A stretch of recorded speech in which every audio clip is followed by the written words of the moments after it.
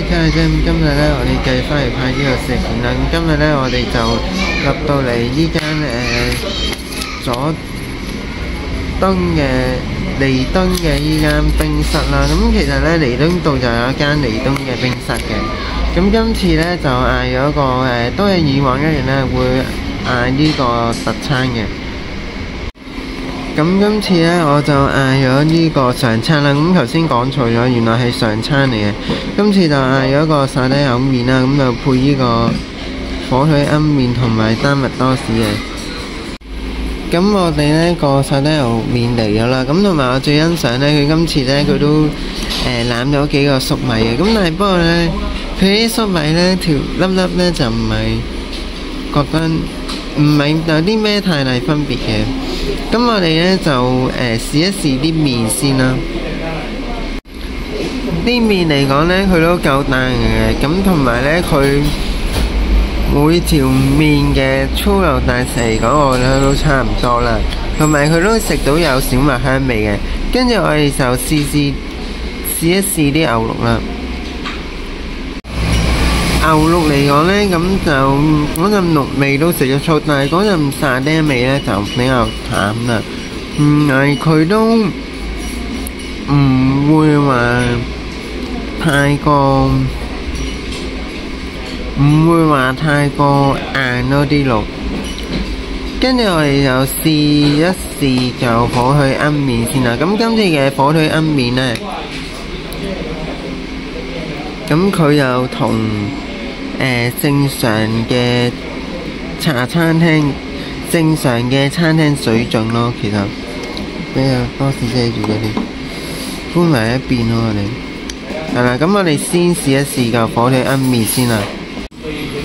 咁就火腿奄麵嚟講呢，其實佢啲蛋呢，咁我覺得呢，佢都夠滑嘅。咁同埋呢，佢入邊嘅火腿呢，咁佢都幾足夠嘅。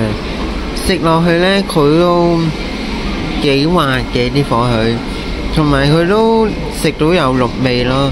跟住我哋就試埋嚿丹麥嘅多士啊。咁呢嚿呢，我覺得佢又烘得比較靚嘅，我覺得係。咁嚿多士嚟講呢，我覺得佢都夠脆嘅，同埋呢牛仁嗰陣香味呢都食得出嘅。咁同埋呢，佢呢個多士呢，佢都烘得幾靚嘅，成個多士嚟咁。同埋呢，佢每邊呢，佢都烘得幾有，都烘得幾有呢個風格嘅。我覺得佢都好有呢個多士嘅風格咯。佢烘得，同埋佢都搽得幾平均咯啲牛柳。跟住最後我哋就試埋呢杯凍開力啦。凍開力嚟講呢，咁個甜度嚟講都啱啱好嘅。咁同埋呢，佢飲落去嘅時候呢，佢都唔會話覺得太過甜咯。咁試完頭先嗰間彌敦冰室啦。咁頭先嗰間彌敦冰室嗰啲炸爹牛肉麵嚟講，我覺得都算唔錯嘅。咁同埋呢，佢嗰啲火腿奄麵同埋嗰個丹麥多士呢，我覺得都幾夠彈牙之餘呢，啲蛋呢都比較滑嘅其實。咁同埋呢，佢嗰啲火腿呢，肉質嚟講又唔會話太過乾啦。咁但係呢啲沙爹牛肉麵呢，就有啲淡咯。咁同埋呢嘅凍開力呢，咁佢個甜度亦都啱啱好咯。咁如果大家想試下嘅話，就不妨可以過嚟呢度試下啦。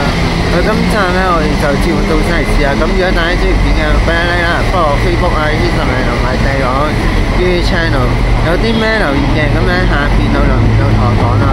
咁我哋下一集再見啦，拜拜。